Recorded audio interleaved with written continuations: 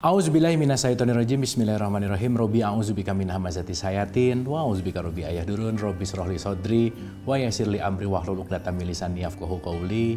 Assalamualaikum warahmatullahi wabarakatuh. Salam sejahtera untuk kita semua. Rahayu, namaste, Om Swastiastu, Namo Buddhaya. Salam kebajikan dan sehat untuk kita semua.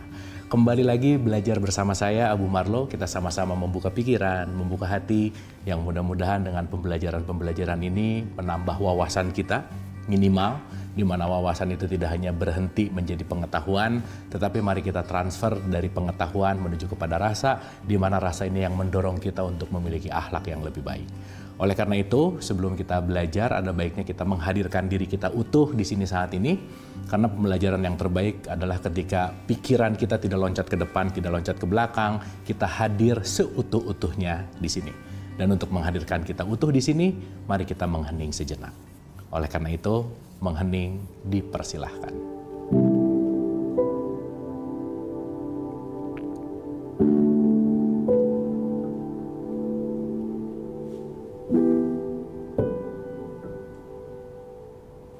Selesai, terima kasih. Mudah-mudahan kita sudah hadir utuh di sini saat ini dan siap untuk sama-sama belajar.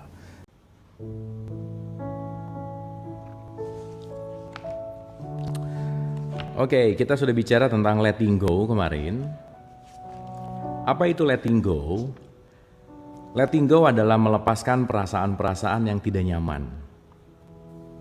Oke ya, nanti kita akan paham bahwa betapa sangat penting untuk bagaimana kita punya regulasi untuk melepaskan itu gitu. Karena kalau kita nggak punya skill itu, maka perasaan-perasaan itu yang akan membawa kita hanyut dan larut dan kita akan berputar-putar di level yang sama gitu. Banyak orang tidak berubah karena dia tidak bisa meregulasi perasaannya. Oke?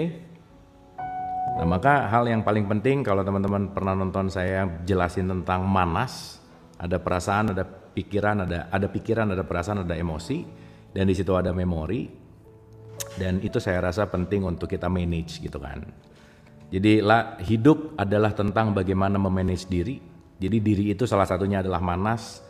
Manas itu adalah perasaan, pikiran, dan emosi gitu. Oke? Sip ya, simak baik-baik. Nanti kita ngobrol, kita diskusi sambil ngisi waktu menuju berbuka puasa. Alright. Ready ya teman-teman ya?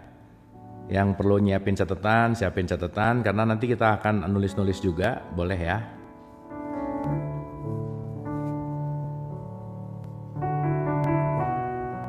Oke, kita akan mulai. Saya review dulu sedikit dari apa yang kita bahas kemarin dan kita akan masuk adalah sesi hari ini kita bicara tentang perasaan dan mekanisme-mekanisme mental. Mantap nih. Ya. Perasaan dan mekanisme-mekanisme mental. Supaya nanti teman-teman ngerti kenapa aku gini sekarang. Kenapa aku susah maafin dia? Kenapa aku benci sama dia gitu. Kenapa aku menderita? Kenapa gitu kira-kira. Ya, nanti pelan-pelan kita bedah karena sekali lagi wilayah ini kita nggak bisa diwakilkan. Nggak ada yang bisa mewakilkan kita untuk ngeberesin diri, itu nggak ada. Ya, itulah kenapa penting banget bahwa hidup ini nggak bisa diwakilkan gitu. Oke. Saya review dulu pertemuan kemarin. Pertemuan kemarin kita bicara dari sini. Tekanan perasaan yang terakumulasilah yang melahirkan banyak pikiran. Jadi perasaan yang terakumulasi itu akan membuat pikiran kita jadi chaos gitu. Ingat ya, perasaanmu menentukan kualitas kejernihan pikiranmu. Jadi konteks yang paling penting saat ini sebenarnya bagaimana kita kontrol atau bagaimana kita meregulasi perasaan kita gitu. Ingat ya, ini adalah sesuatu yang penting kita kontrol. Saya selalu ulang-ulang, teman-teman jangan pernah menyimpan remote control happiness kita di orang lain. Karena kalau kita menyimpan ini di orang lain, kita akan terjebak, kita akan menjadi budak, kita akan jadi korban. Aku happy kalau kamu begitu. Aku seneng kalau kamu begitu. Nah akhirnya kita jadi budak yang eksternal. Jadi sadarilah bahwa sekarang sebisa mungkin ambil remote control semuanya di dalam. Meskipun pasangan, apalagi pasangan. Karena hanya orang-orang yang kita sayangi yang akan bisa menyakiti hati kita. Itu garis bawah tanda seru. Ya, orang yang kita cinta dan orang yang kita sayang itu berpotensi menyakiti hati kita. Jadi ambillah remote control happiness paling penting di pasangan. Ingat, 2 guru spiritual terbesar dalam hidup itu adalah pasangan dan anak gitu. Ya, dari pasangan dan anak kita akan banyak sekali belajar tentang kehidupan. Maka jadikanlah mereka sebagai guru gitu. Ya. Jadi ingat, pasangan adalah teman bertumbuh, anak adalah teman bertumbuh gitu. Ya. Jadi udah bukan masalah ini suamiku, ini istriku, secara status iya. Tapi mindsetnya adalah ini teman bertumbuhku gitu. Supaya nanti kita bisa saling memperbaiki, saling bertumbuh dengan pasangan dan anak gitu. Oke ya, jadi sekali lagi pelan-pelan remote control happiness dari luar, pegang karena kamulah yang berhak menentukan kamu bahagia atau tidak, bukan orang lain. Oke, dapat ya teman-teman. Anyway, suara oke, musik oke, nyaman ya, clear? Oke. Tadi ini diam-diam gini, baru tidur jangan-jangan nih. Iya, enggak kok, kalian nggak berjuang sendiri, enggak berjuang sendiri. Tenang aja, nanti ngerti. Perasaan berasa berjuang sendiri karena belum mengerti siapa diri gitu. Ya, nanti kalau udah ngerti diri pasti dapat. Alright, oke. Dikit lagi ya. Saya review sedikit lagi, kita masuk ke chapter baru. Oke, saya ulang. Tekanan perasaan yang terakumulasilah yang melahirkan banyak pikiran. Satu perasaan misalnya mampu menciptakan ribuan pikiran selama periode waktu tertentu. Oke? Pikirkan, misalnya satu kejadian menyakitkan di masa silam, sebuah kenangan dan penyesalan mengerikan yang Anda sembunyikan. Teman-teman, banyak banget perasaan yang nggak kita sadari. Karena kenapa ditutup-tutupin terus gitu. Ya, bukan diselesaikan tetapi disembunyikan. Dan ketika disembunyikan itu nanti akan makin gede. Sama kayak kita misalkan ya, dalam tanda petik ngeluarin atau nyimpen kucing atau binatang apa ke hutan gitu. Terus nggak pernah dicek itu binatangnya. Nanti kaget sendiri. Tiba-tiba udah gede tuh si binatang. Nah sama tuh. Kayak perasaan kita. Sesuatu yang ditutupi nggak diselesaikan, makin gede dan nanti meledak gitu. Wah gawat nih, Tajil War mulai hadir. Kohen, selamat sore Kohen. Kita ngabuburit perasaan sore hari ini ya. Kita ngacak-ngacak perasaan sore hari ini. Oke ya teman-teman ya. Cermati pikiran-pikiran Anda selama bertahun-tahun yang terkait dengan kejadian menyakitkan itu. Banyak orang dengan sakit perasaan justru malah ditutupin, bukan diselesaikan gitu. Ya. Jika Anda mampu melepaskan perasaan menyakitkan yang mendasarinya, semua pikiran akan lenyap seketika dan Anda akan melupakan kejadian itu. Jadi bukan pikiran dan bukan fakta yang menyakitkan, tetapi perasaan yang nempel ke situ. Teman-teman, melepaskan tuh sesederhana lepasin tangannya, bes, selesai. Lepasin bebannya, selesai. Cuman kita nggak terlatih untuk melepaskan itu sebenarnya. Jadi sebenarnya kalau mau lepasin, selesai. Kalau mau. Cuman kebanyakan bukan mau gitu, gengsi. Aku tuh mau ngasih pelajaran sama dia dengan begini. Mulai itu gengsi, ego. Dan jangan lupa bahwa orang yang pertama kali akan mendapatkan kerugian ketika marah, benci, dengki, iri, dan seterusnya, itu kamu. Sama halnya ketika kita ngelemparin api ke orang lain. Siapa yang lebih panas duluan? Dirimu sendiri. Agak susah perempuan. Sebenarnya perempuan sama laki-laki nggak ada bedanya dalam urusan ini, kecuali latihannya. Ingat ya, bukan gender, nggak ada manusia hebat, nggak ada manusia nggak hebat. Yang ada adalah manusia terlatih dan tidak terlatih, selesai. Kalau Anda tidak pernah melatih bagaimana Anda memaafkan, Anda nggak hebat. Karena orang hebat itu bukan yang kuat, bukan itu. Tetapi orang yang bisa melepaskan perasaan buruknya, itu baru hebat.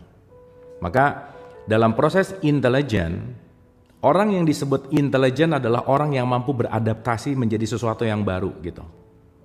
Anyway. Ya. Oke. Nanti kita ngerti. Teman-teman, pertanyaan simpan di akhir ya. Sekarang nyimak dulu aja ya. Nanti pertanyaan-pertanyaan simpan di dalam lagi di terakhir. Duh, udah mau buka rada-rada chaos nih. Ya, sip. Oke, clear ya. Kita buktikan dengan sebuah penelitian. Observasi ini sesuai dengan riset ilmiah teori scientific Gray-LaViolette. Ya, itu Gray-LaViolette itu tahun 81. Mengintegrasikan psikologi dan neurofisiologi, penelitian mereka menunjukkan bahwa sifat-sifat perasaan mengorganisir pikiran dan memori. Nanti kalau sampai pada memori itu seru, teman-teman. Teman-teman nanti yang mendalami konteks teologi nanti nyambung sama ini. Teman-teman yang nanti masuk ke dalam konteks neuroscience nanti nyambung sama ini. Psikologi apalagi, psikiatri lah gitu ya, itu sama gitu ya. Dan ini kaitannya sama ini kok gitu. Jadi nanti kita ngerti ya teman-teman ya. Semua ritual dalam keagamaan itu poinnya adalah bagaimana membuat pikiran, perasaan, emosi itu kita stabil. Jadi kalau kalian sholat tapi pikiran, perasaan, emosinya nggak stabil berarti senam namanya. Bukan sholat. Maka banyak ya sekarang yang melakukan itu hanya dasarnya kenapa harus wajib gitu, bukan sadar. Akhirnya ritual dikerjain tapi tidak merubah potensi diri gitu. Kenapa? Karena dilakukan tanpa sebuah pemahaman. Anyway, ya. Nah, akhirnya pikiran disimpan di bank memori sesuai dengan berbagai nuansa perasaan yang terkait dengan pikiran-pikiran itu. Oke? Karena itu, ketika kita melepaskan sebuah perasaan, nih dengerin, melepaskan sebuah perasaan, jatuh, bentar, sorry. Ketika kita melepaskan sebuah perasaan, kita membebaskan diri dari seluruh pikiran yang terkait dengannya. Jadi, satu perasaan lepas, ribuan pikiran terselamatkan. Nih, keren. Ya, garis bawah ini. Kemarin ingat ya, salah satu cara bagaimana kita membuat tenang perasaan, bawalah surga jinjing kemana-mana. Tuh, surga jinjing kemana-mana. Bete buka jinjingannya pakai, bete buka jinjingannya pakai gitu. Ya, ingat ya, surga nggak bicara tentang letak geografis, tetapi di dalam esensi perasaan kita gitu. Oke ya, kemarin udah kita bahas tuh. Oke. Ketika kita tahu bagaimana cara berpasrah, ya, seluruh perasaan apapun bisa dilepaskan kapan saja, di mana saja dalam sekejap. Dan itu bisa dilakukan dengan mudah dan berkelanjutan. Coba. Ya, ini keren banget sih. Kayaknya susah banget maafin dia. Nggak susah, bukan susah, nggak mau. Oke ya, nggak mau aja poinnya. Dan nggak mau latihan, masalahnya gitu. Gitu ya. Oke. Apa itu kondisi pasrah? Apa itu kondisi pasrah? Kondisi pasrah bermakna menjadi bebas dari perasaan-perasaan negatif di area tertentu sehingga kreativitas dan spontanitas mampu bermanifestasi tanpa perlawan atau campur tangan konflik batin. Jadi pasrah adalah saya tidak menjadi budak perasaan. Makanya sekarang sering disebut baper. Nah, orang yang baper pasti nggak pasrah. Ingat ya, pasrah itu bukan statis, nggak ngapa-ngapain, bukan. Tapi saya melepaskan sesuatu yang melenggu perasaan saya, itu namanya pasrah. Ya, memang beda tipis antara saya pasrah dan saya putus asa. Ya udah aja nggak apa-apa, dimaafin aja. Nah, ini bisa dua tuh. Itu bisa pasrah atau bisa putus asa gitu. Ya, makanya maaf ya ini agak kasar dikit. Beda tipis antara orang yang sabar, ikhlas dan bego, itu beda tipis. Ya. Nah, kalian harus dicek saya ini sabar atau bego gitu. Biasanya aku tuh udah sabar, enggak sih bego aja, bisa aja begitu gitu. Ya, anyway, itu saya selalu ulang-ulang supaya ngeh gitu. Ya. Oke. Bebas dari konflik batin dan harapan bermakna memberikan kebebasan terbesar pada orang lain dalam hidup kita. Harapan. Naif. Naif. Oke ya. harapan, ekspektasi. Ingat ya, happiness sama dengan realitas dibagi ekspektasi. Semakin ekspektasinya besar, semakin kebahagiaan Anda rendah. Ya, aku udah gak punya rasa, rasaku hanya kepada Allah saja. Boh, mantap. Mantap, bagus tuh. Bebas dari konflik batin dan harapan bermakna memberikan kebebasan terbesar pada orang lain dalam hidup kita. Itulah disebut cinta, teman-teman. Ingat ya, cinta adalah proses membebaskan. Cinta adalah proses untuk membiarkan bertumbuh sesuai dengan seapa adanya. Itu namanya cinta. Ya, kita kemarin udah bahas beda tipis antara mencintai dan melekat gitu. Ya, makanya saya selalu bilang 99% orang yang ngomong I love you pret banget aja gitu ya. Nggak I love you sih sebenarnya. Itu dagang gitu ya, bukan love gitu. Anyway. Ulang yang mana? Ulangi ya. Happiness sama dengan realitas dibagi ekspektasi. R dibagi E. Maka kalau E-nya besar, pembaginya besar, berarti happiness kamu rendah. Live-nya sampai jam berapa? Sampai maghrib, selesai, habis gitu nanti malam kita lanjut. Cara melepaskan sakit hati, kan ini lagi dibahas, tenang. Pertanyaan di bawah ya, dikit lagi. Sekarang refleksiin dulu aja. Refleksi itu maksudnya gini, apa yang dibaca, rasain nih. Oh iya banget, nih gue banget nih. Ini banget nih, gitu ya teman-teman ya. Hati-hati nih. Kadang-kadang ada orang dengar sesuatu yang diingatnya orang lain, oh ini dia banget nih, dia banget gitu. Jangan ya. What means to me? Ini maknanya untukku apa gitu. Ya, oke. Tadi saya ngomong surga jinjing nggak ada di buku ini, nggak ya, itu mah istilah saya aja supaya kita sadar bahwa surga tuh bisa dibawa kemana-mana dan kita menentukan surga kita. Ya, kita yang menentukan surga kita yang membangun surga kita gitu. Ya, oke ya. Jangan nunggu nanti, jangan. Ngapain nunggu nanti, kelamaan, sekarang aja. Berarti kalau pengen masuk surga gimana caranya? Bikin sendiri. Gimana cara membuat surga? Ketenangan jiwa. Belajar latihan untuk melepaskan semua perasaan-perasaan yang mengikat kepada memori gitu kira-kira. Ya. Terkadang manusia itu pamer kebahagiaan, dia juga pamer ujiannya. Nah, kita nggak bisa ngejudge dia mau pamer mau nggak, urusan dia gitu. Penilaian kita yang bahaya tuh. Ya kamu pamer, siapa tahu dia mau ngajak kita untuk berbuat kebaikan, kan kita nggak tahu gitu. Itu ya, itu penting tuh. Oke. Saya ulang ya, bebas dari konflik batin dan harapan bermakna memberikan kebebasan terbesar pada orang lain dalam hidup kita ini. Teman-teman, kalau Anda atau kalian sayang sama orang lain, cara menunjukkan sayang yang terbaik sama orang yang kalian sayang sederhana. Jadilah orang yang nggak nyebelin, cukup, dah, itu udah cukup. Karena begitu kita mulai tidak menyebalkan, artinya apa? Nggak ada attachment di situ. Berarti di situ ada sesuatu yang penting untuk kita regulasikan. Ya, jadi bukti sayang kita ke orang lain, saya memperbaiki diri. Bukan nyuruh dia berubah, bukan. Aku sayang deh sama kamu. Buktinya apa? Saya mau jadi orang yang kurang menyebalkan dari hari kemarin. Gitu. Ya. Plus transfer sih penting ya. Itu penting ya. Nah. Tapi kadang menyebalkan bikin ngangenin, ya boleh juga sih. Nanti datang orang nyebelin terus, penting sih emang itu. Ya, oke. Karena pada akhirnya yang akan mengatakan I love you akan kalah dengan ambil aja, nanti aku yang bayarin. Nah, nanti kalah sama yang gitu ya. Jadi jangan kebanyakan ngomong I love you lah. Oke, anyway, ini memungkinkan kita mengalami sifat dasar alam semesta. Ini keren banget nih.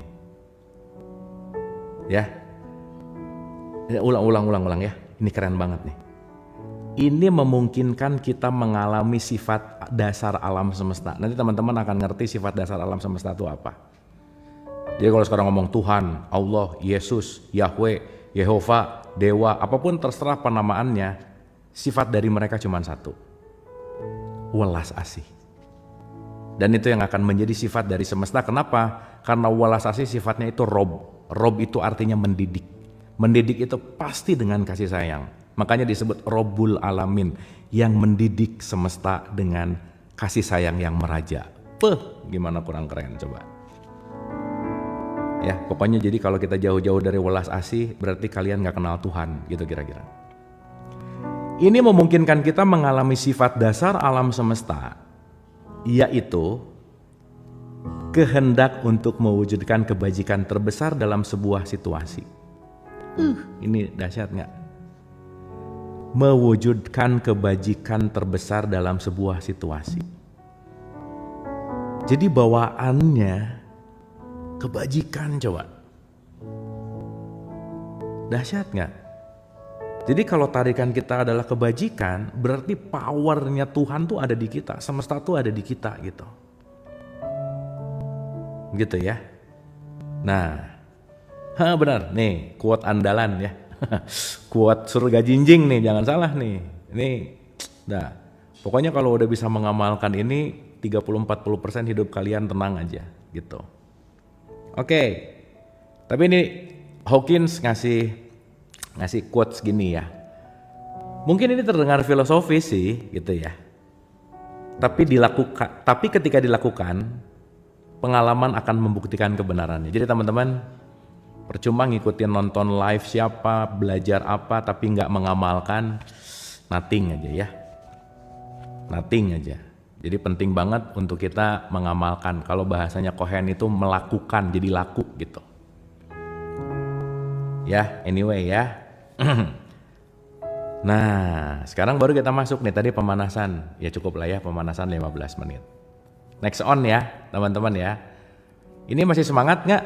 Masih oke? Cek warga dulu nih, cek warga, cek one, oke, clear, 1, 2, 3, aman, oke, sip. Oke, masih melek ya? Ya saya cek dulu bisa tunduh ya, ngantuk nanti ketiduran. Oke, teman-teman. Di pertemuan kita sekarang, this is one the best part paling penting. Nanti akan ada 3 nih. Ya, nanti akan ada 3. Ya, oke, dengerin baik-baik. Bismillah. Tadi saya baca cepat karena udah, ini saya akan baca sangat pelan. Nanti saya akan jelasin part by part, santai ya. Oke. Perasaan dan mekanisme mental. Oke, ini kenapa sih goyang-goyang? Bentar teman-teman. Oh, ininya ketarik. Oh, berarti roda sebelah sini. Bentar ya. Oke, bismillah ya. Nih, kita memiliki 3 cara utama menangani perasaan. Berapa cara? Coba. Ini pengen tahu menyimak gak? Ada berapa cara? 3 bukan 33, 3. Bagus. Bagus, sip, mantap ya. Oke. Nanti di akhir saya mau kasih pertanyaan yang jawabannya benar saya kasih hadiah. Hadiahnya diputerin request lagu ya. Oke, siap. Kita memiliki 3 cara utama menangani perasaan. Oke. 3 nih, dengerin baik-baik. Penekanan, ekspresi, pelarian diri. Ya, ditekan, diekspresi, atau kabur. Nah, cuman ada itu aja. Ya. Jadi sekarang contoh-contoh nih ya. Kata-kata yang terlihat spiritual banget tapi pret gitu ya. Nih dengerin baik-baik. Aku tuh sepertinya ingin mengakhiri hidup ini supaya tidak kembali lagi, supaya saya moksa. Pokoknya pengen selesai aja, padahal capek, banyak kesel, lelah. Jadi dia bukan pengen mengakhiri hidup, tapi dia pengen kabur dari hidup. Ya, hati-hati nih ya. Sekarang kadang-kadang yang udah moksa tuh menyatu, moksa tuh selesai tugasnya lah gitu kira-kira. Pokoknya aku ini udah mau hidup paling terakhir aja ya. Aku capek, gitu. Itu kira-kira ya. Itu bukan mengakhiri hidup tapi melarikan diri dari hidup. Teman-teman, maaf nih. Kita gak bisa libur dari hidup. Mau absen sehari gak bisa. nggak bisa aja. Ya, hati tuh. Nggak bisa absen. Pilihannya cuma ada 3. Ditekan, diekspresikan, atau kabur. So far ya, 3 dulu nih so far. Nanti kalau ngomongin tasawuf ada 7 levelnya. Kita bahas dalam perspektif western dulu nih ya. Nanti westernnya beres, nanti kita pindah ke timur, kita bicara tentang tasawuf di situ. Oke, pelan-pelan ya. Supaya nanti teman-teman westernnya ngerti, easternnya ngerti, tasawufnya ngerti, psikologinya ngerti, jadi holistik kita. Semakin bulat pemahaman kita, semakin kita nggak akan banyak ngejudge aja. Ya, jadi luas gitu pandangan kita, nggak gampang nyalahin orang gitu kira-kira. Pasukan berani mati, oh beda cerita tuh, itu mah dia lagi tugas kan. Ya, sip ya, pertama. Siap. Aduh, mudah-mudahan cukup ya waktunya. Siap ya. Nomor 1, penekanan. Nah, nih ya. Ini cara paling umum kita menekan perasaan dan mengesampingkannya begitu saja. Ya udah. Ya udah tuh penting, tapi ya udah dengan kesadaran. Ya udah, ikhlas, bukan ikhlas namanya, putus asa. Beda tuh. Karena rata-rata orang ikhlas nggak ngomong ikhlas, makanya di surat Al-Ikhlas nggak ada kata ikhlas gitu. Jadi kalau aku udah ikhlas, oh kira-kira aja ya. Tapi nggak gitu juga, ini mah contoh ya, contoh ya. Aku udah ikhlas, udah alamat ya, contoh. Aku udah ikhlas tapi kita nggak mau ketemu dulu 10 tahun, nah bisa ya, bisa aja sih. Tapi nanti ada tapinya. Ya, lanjut. Ini cara paling umum kita menekan perasaan dan mengesampingkannya begitu saja. Teman-teman, ini kita pakai bahasa asli ya, supaya kita rada tahu gitu istilah-istilah, rada ngerti gitu ya. Penahanan, bahasa psikolognya namanya repression. Penekanan, suppression. Jadi ada represi, ada supresi gitu. Ya. Nah, nggak jadi psikolog nggak apa-apa. Yang tahu ilmu psikolog bagus. Setidaknya kita bisa jadi psikolog buat diri sendiri gitu. At least tahu ya bahwa saya lagi ditahan atau saya lagi ditekan. Beda ya, nanti beda tuh. Tahan dan tekan beda. Tahan, tekan. Wah, nanti kita ngerti. Sadari deh nanti abis ini ya, banyak banget yang digituin. Jadi kita cuek. Dan dia nanti masuk ke tempat, bukan tempat sampah tuh ya. Ya saya sebut tempat sampah aja ya. Recycle bin atau tempat sampah subconscious mind namanya. Nah, makanya Ramadan ini kan yang udah nonton video saya ulang-ulang ngerti bahwa bulan Ramadan adalah bulan menguapkan subconscious mind menuju kepada conscious gitu. Nah, bodoh amat tergantung, bodoh amatnya ignore atau accept. Saya bodoh amatnya apakah saya terima atau saya bodoh amatnya saya menolak. Dua-duanya bisa bodoh amat. Ya, tergantung kualitas. Anyway. Ya, oke. Dalam penahanan, represi ini terjadi tanpa sadar. Dalam penekanan, ini terjadi secara sadar.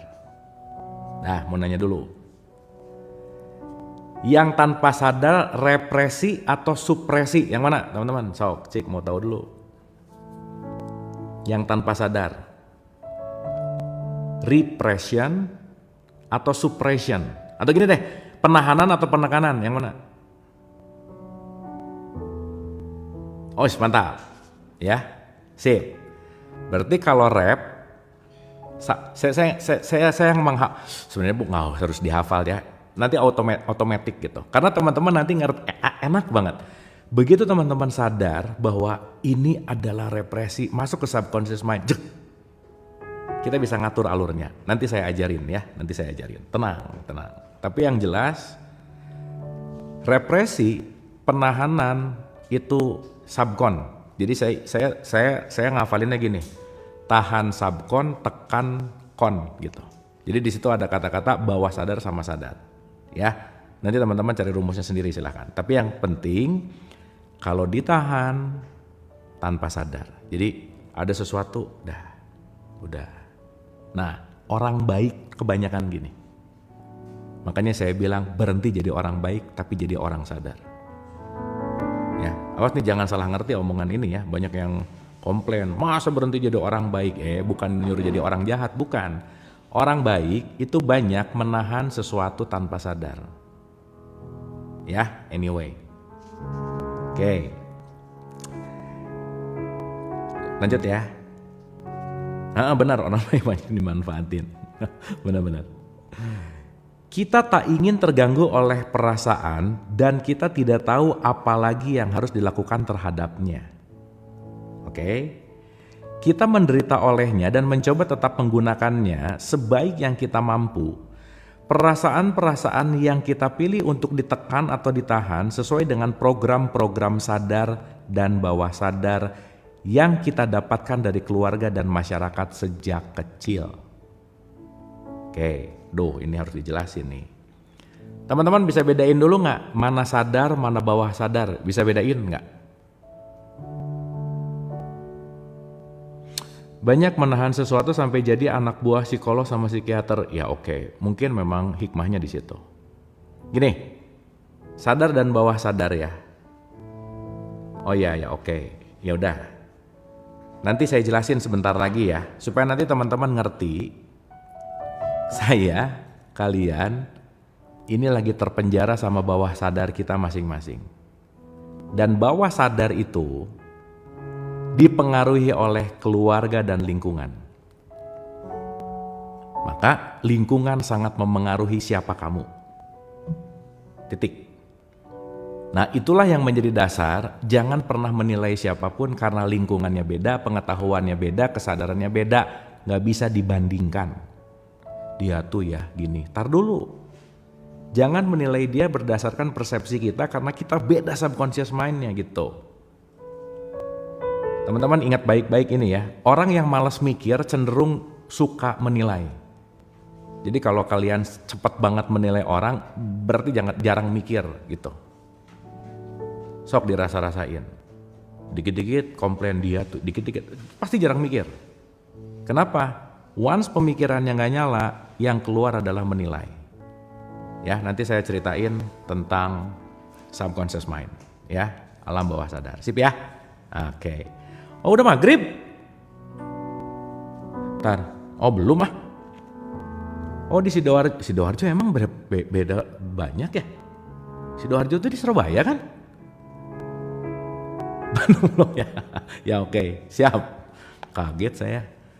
Nggak, takut ada diskon hari ini gitu. Saya belum baca berita, takut aja. Hari ini maghrib diskon setengah jam, misalkan nggak tahu ya. Bisi ini mah. Ya oke, lanjut. Contoh.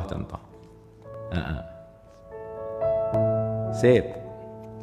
Nah, teman-teman kita santai ya. Ini sejujurnya ini bahasan berat banget, tapi semudah mungkin mau dipakai bahasa dan penjelasan yang simpel supaya kita semua bisa paham gampang gitu ya.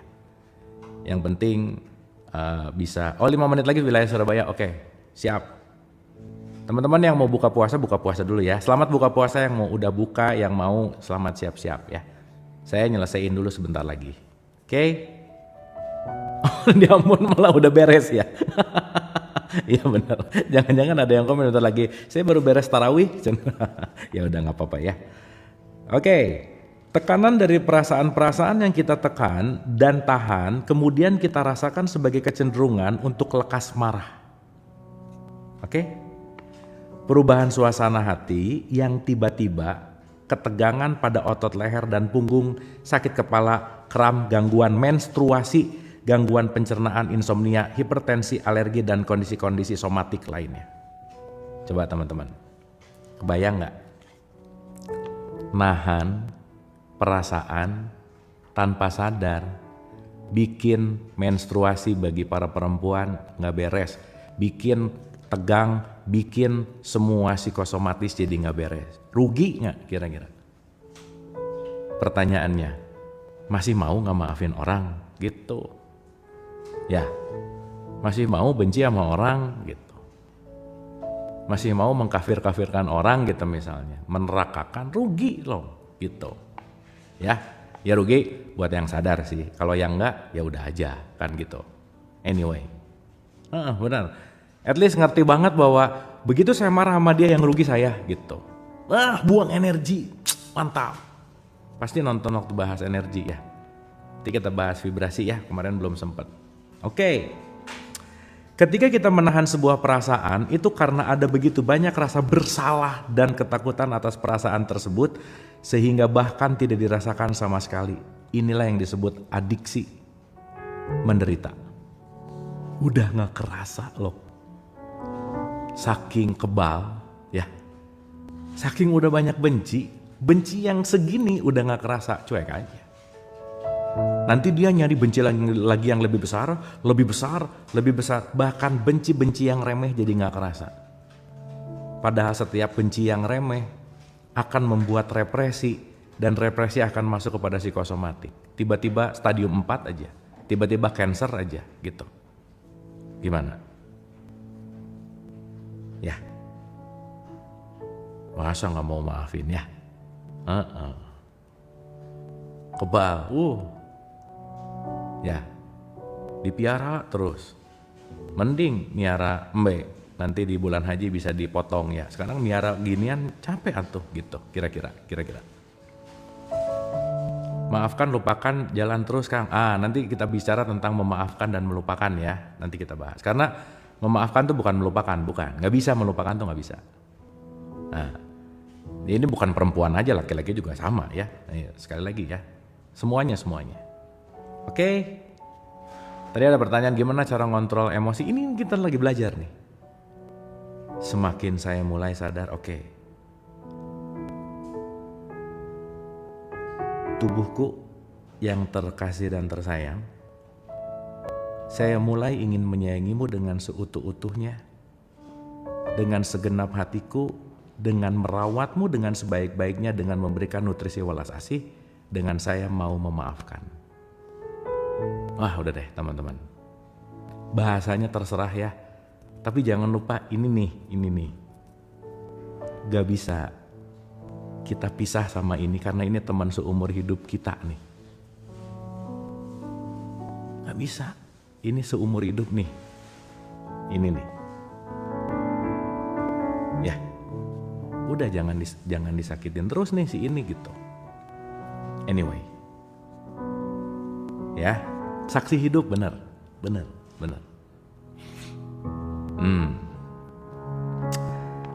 Saya ulang ya. Ketika kita menahan sebuah perasaan, itu karena ada begitu banyak rasa bersalah dan ketakutan atas perasaan tersebut sehingga bahkan tidak dirasakan sama sekali. Perasaan itu langsung masuk ke dalam bawah sadar. Begitu mengancam akan muncul.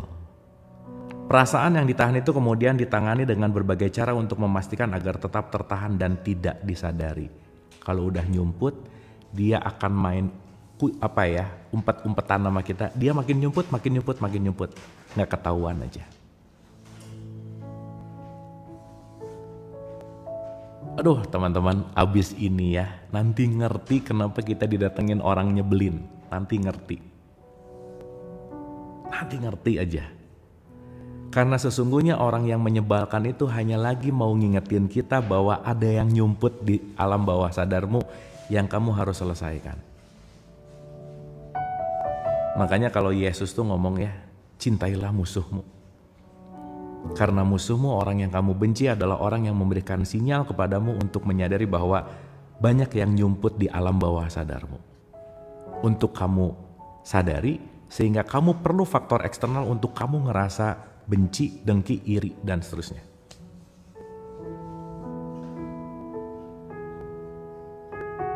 Ya, kira-kira gitu.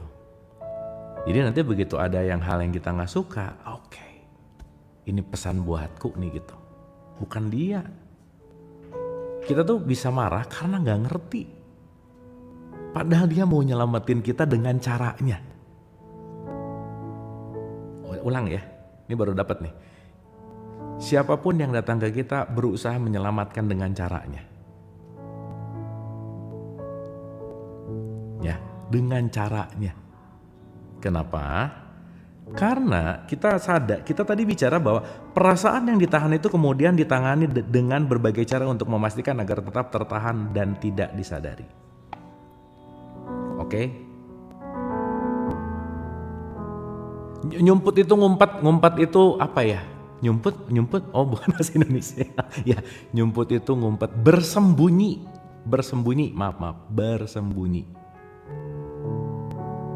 Ya, bersembunyi, ngumpet. Jadi banyak sekali perasaan-perasaan di bawah sadar kita yang bersembunyi, yang kita tidak sadari, dan kita perlu orang yang kita nggak suka untuk menyadari perasaan itu gitu. Oke? Dapat ya? Jadi ketika ada tersembunyi, tersimpan itu masih kelihatan, tapi bahasanya mungkin tersembunyi gitu. Ya? Oke ya? Terkait mekanisme-mekanisme yang digunakan pikiran untuk menjaga perasaan tetap tertekan, penolakan dan proyeksi mungkin metode yang paling dikenal karena keduanya cenderung berjalan bersama dan saling memperkuat. Oke. Penolakan menyebabkan munculnya blok-blok emosional dan perkembangan penolakan. Ya hujan, ya panas, ya telat. So, berapa banyak gitu-gitu tiap hari? Dikit-dikit, ya gitu. Ya. Apa-apa yang terjadi cenderung berjalan saling memperkuat. Penolakan menyebabkan munculnya blok-blok emosional dan perkembangan. Ngeluh, bener.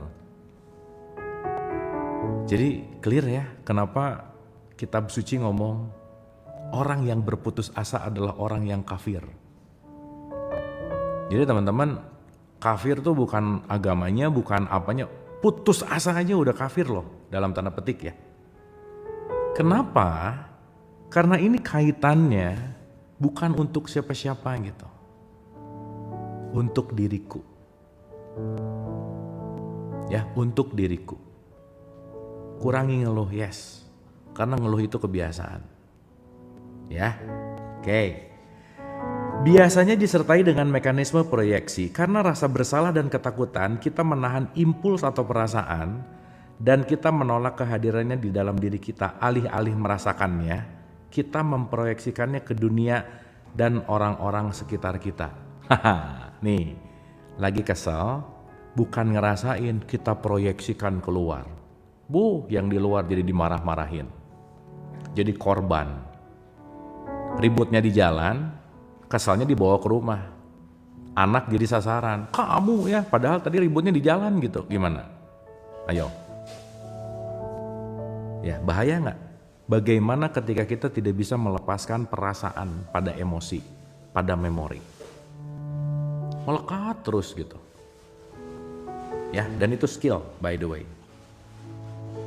Kita mengalami perasaan seolah-olah perasaan itu milik mereka. Ini keren nih. Seolah-olah milik mereka. Jadi lagi bete di sini, ngelihat semua orang, ini orang kenapa bukan julid banget ya sama gue. Ini kayaknya lagi ngomongin gue deh. Ini kayak deh. Semua jadi negatif thinking, padahal yang negatifnya di sini coba. Ngelihat kiri ada dua orang lagi ngomong, ngomongin gue nih. Nah gitu tuh. Ya. Ngelihat ini gini, kayaknya lagi nunjuk sama gue nih. Apa lu lihat-lihat? Padahal dia lagi ngelihat sebelahnya gitu. Misal. Ya ingat ya, itu terproyeksi loh. Jadi di sini sensi benar. Iya sensi sih. Jadi ya suuzon lah, boleh lah kalau pakai bahasa umumnya suuzon gitu. Ya.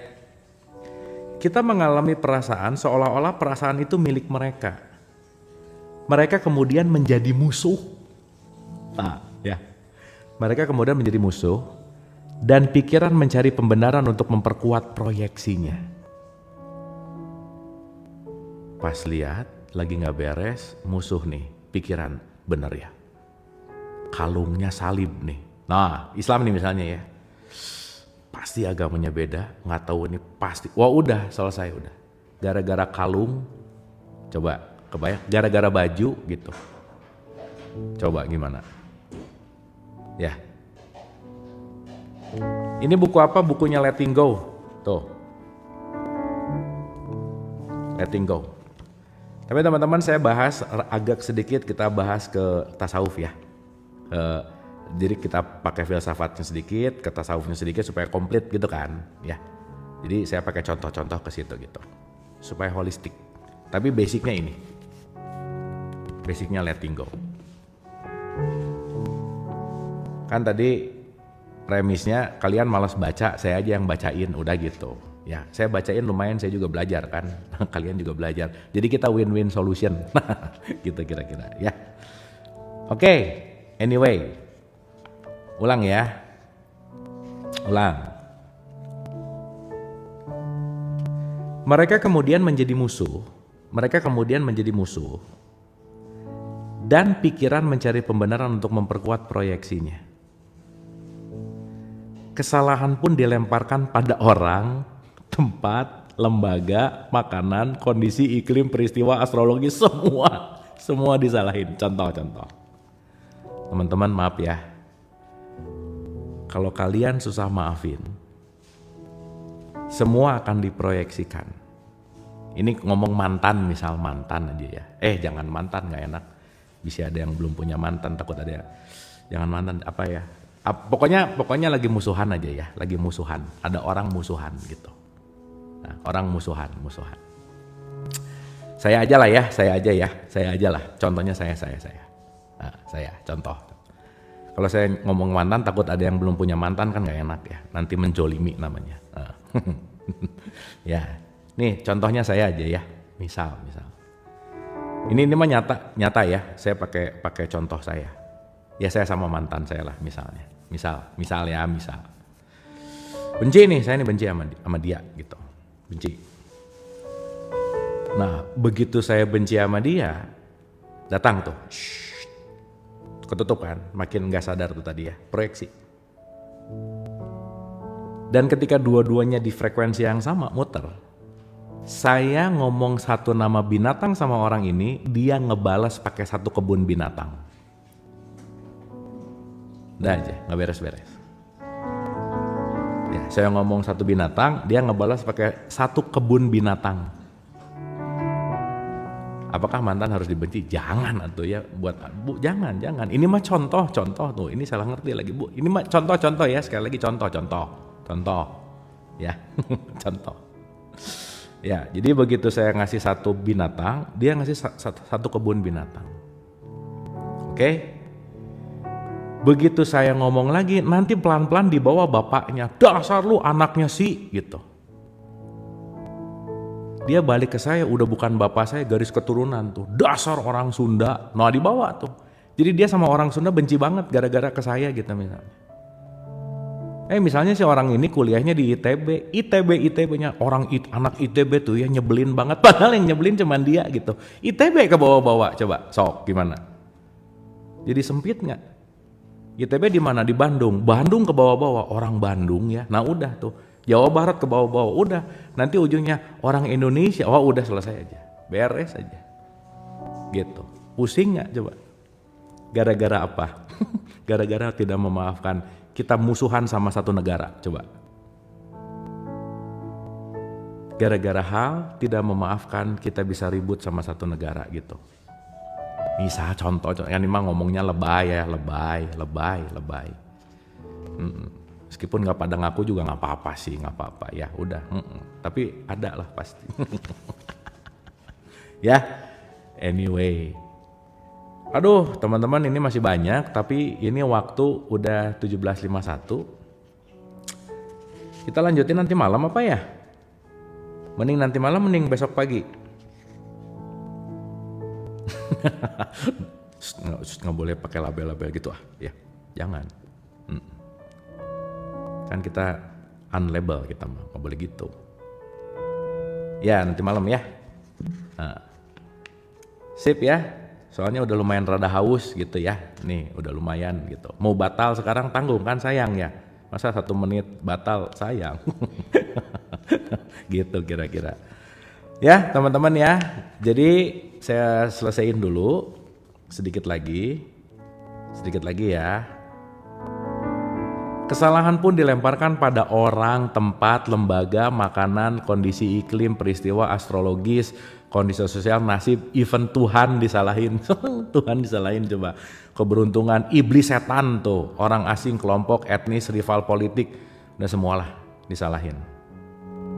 Gitu. Ya. Proyeksi adalah mekanisme utama yang digunakan dunia saat ini. Ini menjelaskan semua perang, perselisihan, dan kekacauan sipil. Bahkan kita didorong untuk membenci musuh agar bisa dikatakan sebagai warga negara yang baik. Nih. Udah deh. Nanti kita bahas limited identity ya, kita ngerti. Kita bisa saling membenci, membunuh gara-gara identitas gitu.